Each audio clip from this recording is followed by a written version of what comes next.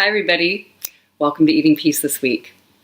So I love when people send me specific questions and curiosities about food and eating and healing from this compulsive behavior, whatever this is that's going on that feels internally so difficult.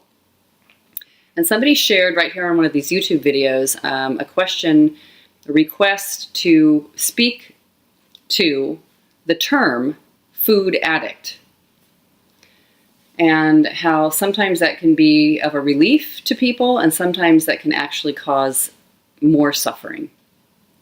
So really, one thing that I love to notice right here at the beginning and what we're invited to with self-inquiry is that anything that brings some sense of discomfort, unrest, internal suffering, stressful experience can be questioned. So if defining your experience, if telling yourself or labeling yourself as an addict brings some kind of relief and rest and no longer having to think about something and just moving on from there, whatever, making things black and white, there can be a place for that sometimes for a while. I don't know if it's super long lasting. It certainly didn't seem like it was for me, like at a permanent level. But if it works for you, let that be. It's okay. If it doesn't, and it tends to bring some greater negative orientation towards yourself and your behavior or certain foods and certain substances, anything with that, and it causes kind of maybe a sense of not looking more deeply at what it is that's going on with compassion and patience, then perhaps the definition itself is worth being questioned, the term or the labeling. So it's just something to notice within yourself. Anything that is stressful can be questioned, can be looked at. The very nature of something being stressful, whether a little bit or a great, huge amount of stress, means that I'm believing something that is not actually, ultimately true for me. What is believing something? Repeating it over and over, making it so big and it seems very, very real. Like believing is something really seems real. It seems true. It seems to be what the case is, what the result is or whatever. It just seems to be the situation. I'm looking at that relationship or that conversation I had with a person and it seems like they don't like me. And I'm rejected. That's just one example of all the things that we don't like as human beings. And that can be questioned. I am ultimately rejected, or that means I am rejectable. Can I absolutely know that that's true? I've eaten in a crazy, crazy way certain kinds of foods. That means I'm a food addict forever for the rest of my life. Is that true?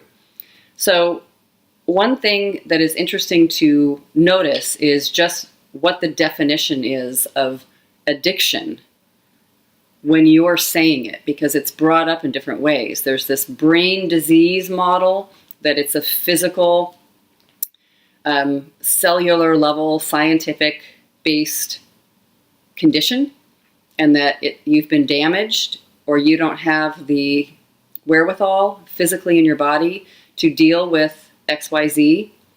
And that you're going to have to be vigilant and careful for the rest of your life. And with food and eating, you're going to have to watch it, That can be stressful.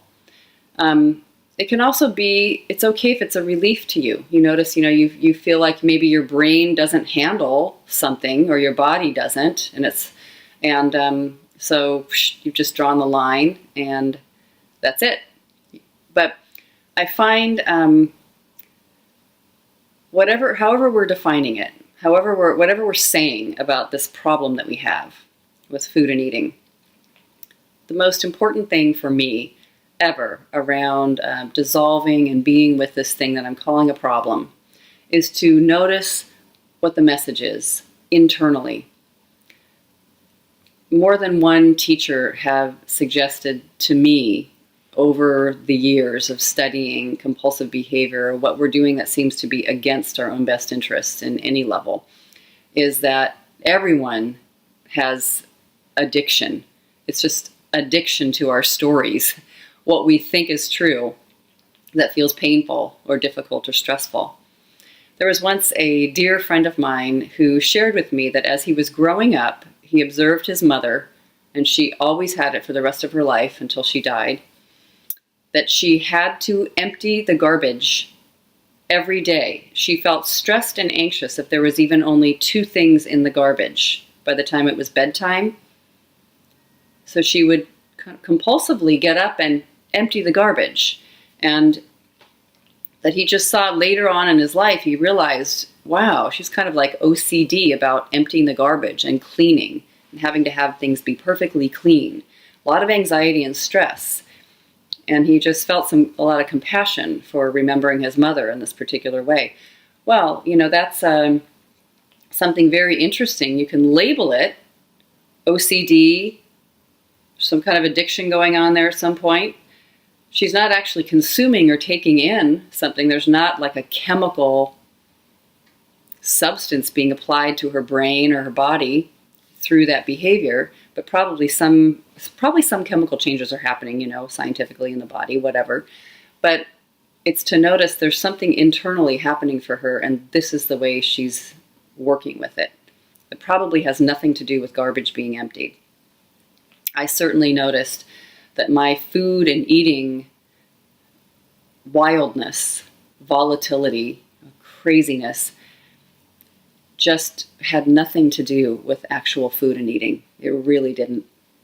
It was about my internal sense of helplessness, powerlessness, being cornered, being stuck, feeling trapped. The original definition of addict, it's a Latin word, and it was a noun, and it actually came from a legal process, as I understand and read, that somebody was put in prison because of a legal sentence, and they were called an addict. They were bound and in prison, enslaved because of something they had done or some kind of legal decision. So later, that seemed so much to be the way people experienced an addictive process that they felt like they couldn't stop and they were enslaved to it. So it comes from that, and so interesting to notice the seriousness and the intensity of it, to feel like you absolutely have no control.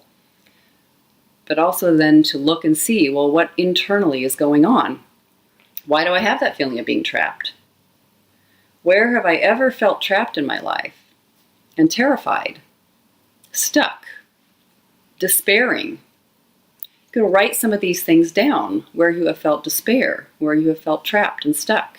In relationship with other people is probably one of the best places to begin. But in situations that you've had or observed in your life where you notice something feels desperate, impossible, totally stuck, lose-lose situation. These are great for personal inquiry. It's noticing the thoughts that I believe, that story that I'm operating under, that I'm acting out, that's keeping me reenacting that all the time. And when I actually turn and face and look at where I see I might have been betrayed or trapped or terrified, really frightened, and I look at those and I have a witness with somebody else, that's often incredibly beautiful. I'm talking about that with one other person or with a group. You can do it with yourself too once you get the hang of it, but it's really wonderful to be witnessed with at least one other person or a group, and to bring those out to the surface. That then I'm looking at this internal life, and it's underway. It's always in process. It's like I'm looking still now today, although I do not binge eat and I haven't done crazy, insane things with food that I used to do with food for 30 years. It's just amazing to me. I can't even hardly believe that sometimes. But even though I haven't, I still have internal emotional experience and really troubling and difficult relationship experiences that have happened, of course, within the last 30 years, and things that have frightened me and upset me or scared me or brought me to great grief or sadness. And those are really important for me to stay aware of and keep looking at and seeing, bringing patience and compassion and surrender to those situations. And I mean surrender in the most beautiful way, like a loving kind of humble way, not in a way where you feel trapped and stuck in the corner, like you're bound and enslaved for the rest of your life.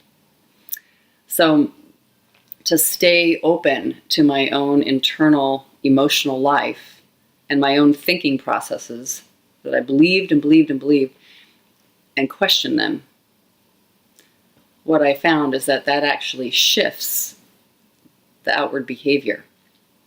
It no longer becomes interesting or necessary at all to do that thing with food or with that particular food. Isn't that exciting and wonderful to have that as an option? To be able to feel a sense of self-trust, that I don't have to be alarmed or afraid or make sure, because I'm an addict, that I'm have supreme control, lest I go off the deep end and fall off the wagon, as they say, fall off the wagon, and eat from one side of the country to the other. It just becomes no longer interesting. Isn't that more exciting to me, to become the person, or to be aware of some approach to life that includes food and eating in a balanced way, where I can work with all those wild emotions that feel so wild and feel tricky and difficult, like in a kind of an intelligent or a mature way, where I might be able to trust the process of how I'm hooked up, or what's happening here, and actually let the mind be itself, looking at things the way it does, and know that it's not necessary to feel so panicked that I wind up eating wildly over it or starving myself. So I think there's this kind of mysterious balance there that is very interesting. That's an invitation in this particular eating peace work. The invitation to look at the mind and just see, am I trapped, enslaved by a story that I'm telling? Because that's interesting, because I can question that story and I can tell a new one. It just automatically happens. We do the work of Byron Katie, and I look at the story and I see how I react, and then I wonder, using that same mind creatively, with imagination, which is so brilliant, to wonder who I'd be without my story. What would it be like? I'm so afraid of something. And what would it be like if I wasn't afraid of it? And can I actually turn it around and notice what is not scary?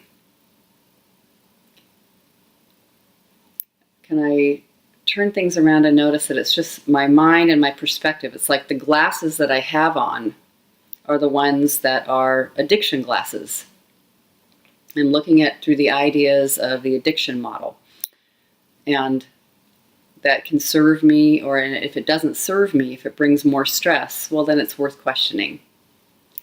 So we'll just leave it there. Hopefully that's very helpful.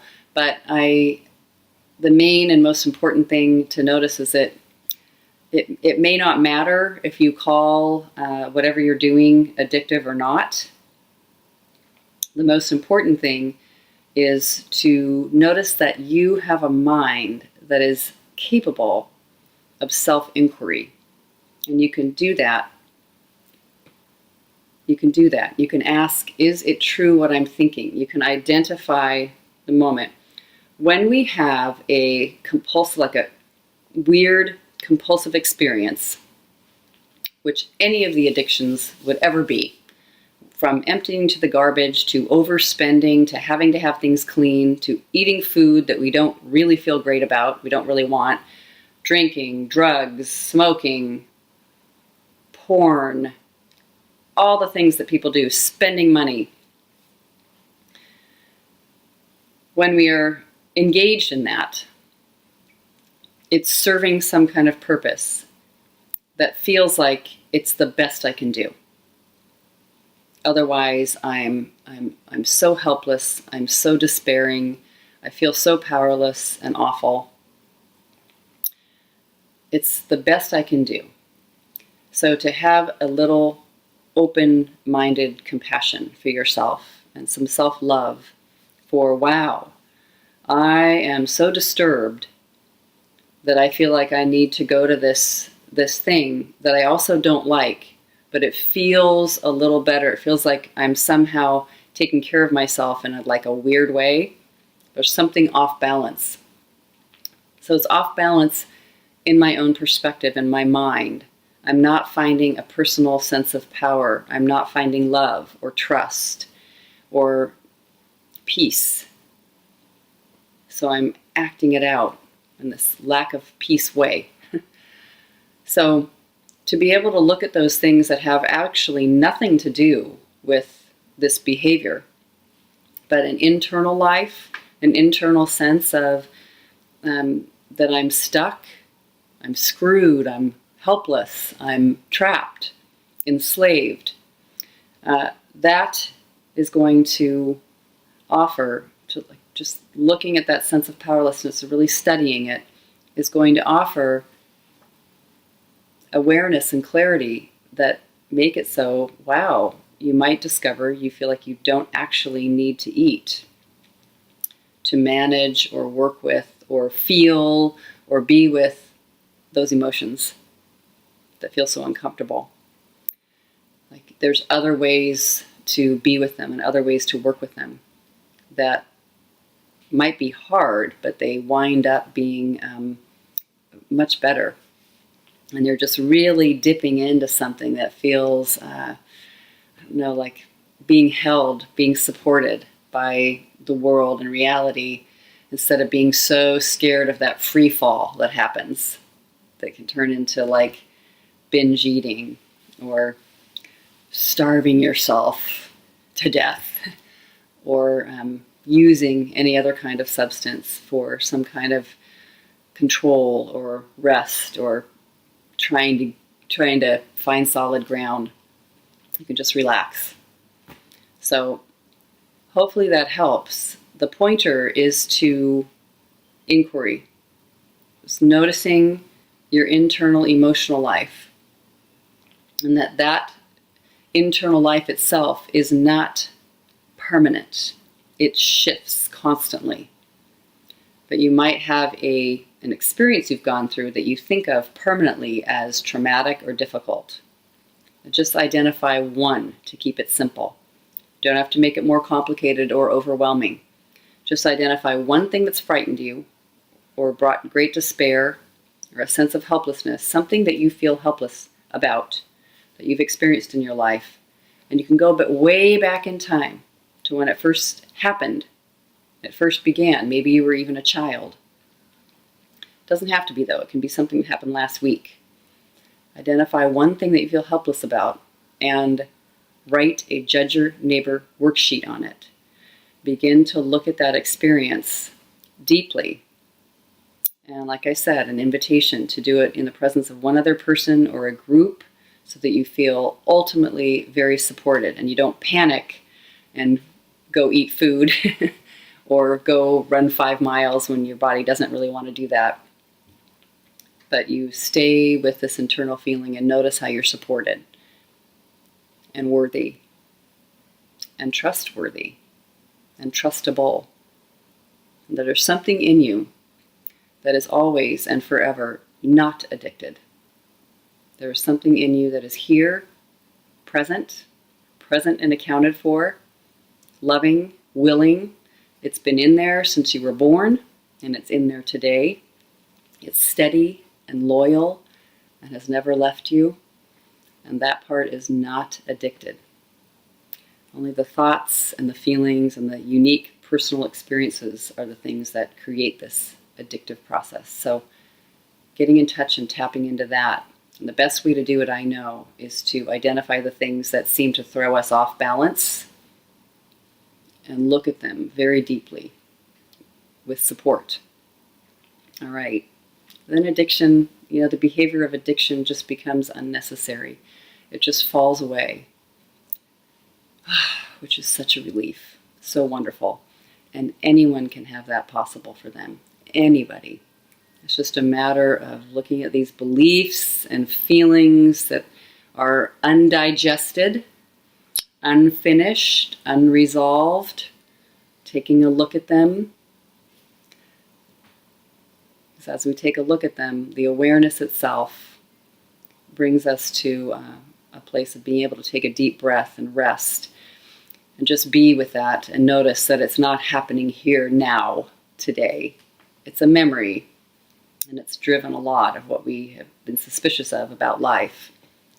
But it's not happening now. And just move forward. Just you'll find it with your own inquiry. All right. I hope that helps with looking at the definition of addiction and your relationship to it and if it's working for you or not. Just in the end, if some idea is bringing suffering or a limited perspective or a limited view of you or the world or the way things are, the way things work, it's worth inquiry. It's worth inquiring into and finding a much more maybe expansive sense of love and openness and mystery and unknown.